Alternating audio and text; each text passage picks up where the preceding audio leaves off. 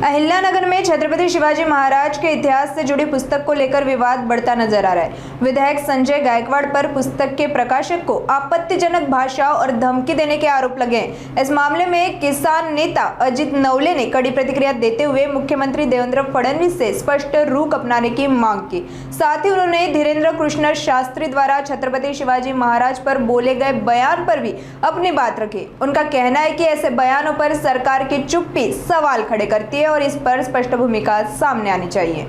छत्रपती शिवाजी महाराजांचा खराखुरा इतिहास महाराष्ट्राला आणि संबंध भारताला अत्यंत अभ्यासपूर्वक पद्धतीने सांगणारे पुस्तक कॉम्रेड गोविंद पानसरे यांनी लिहिलं। शिवाजी कोण होता या शीर्षकाचं हे पुस्तक महाराष्ट्रामध्ये लोकप्रिय झालं। या शीर्षकावरून शिवसेनेचे आमदार संजय गायकवाड यांनी या पुस्तकाच्या संपादकाला अत्यंत वाईट पद्धतीने शिवीगाळ केलेली आहे आणि धमक्या दिलेल्या आहेत।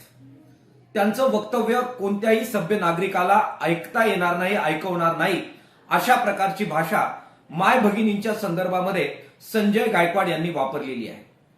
संजय गायकवाड यांचा आणि त्यांच्या पक्षाचा पाठिंबा देवेंद्र फडणवीस साहेबांना आहे, राज्याच्या मुख्यमंत्र्यांना आहे।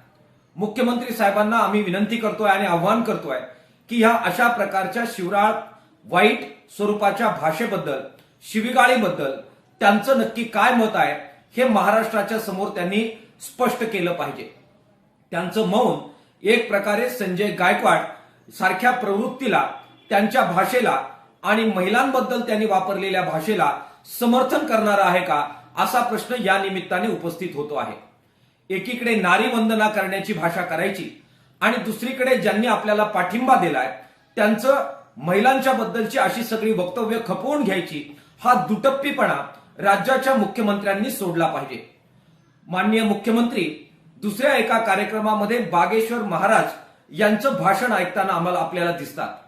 बागेश्वर बाबा यांनी छत्रपती शिवाजी महाराज थकले होते आणि स्वतःचा मुकुट आणि राज्यकारभार हा त्यांनी रामदास स्वामी यांच्या पुढे अर्पण केला होता आणि हा तुम्ही सांभाळा अशा प्रकारची विनंती केली होती। अशा प्रकारे दादांत इतिहासाच्या मध्ये मोडतोड करणारं विधान स्वतः मुख्यमंत्री साहेब देवेंद्र फडणवीस आणि राष्ट्रीय स्वयंसेवक संघाचे मोहन भागवत यांच्या समोर केलेलं आहे।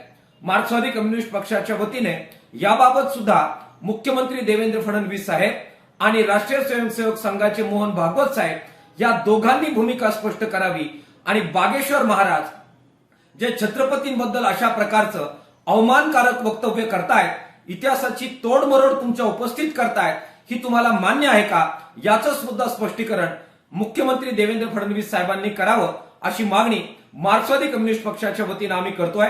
राज्य सरकारने संजय गायकवाड आणि बागेश्वर बाबा दोघांवर कडक कारवाई करावी अशा प्रकारची मागणी माकपच्या वतीने आम्ही करतो आहोत।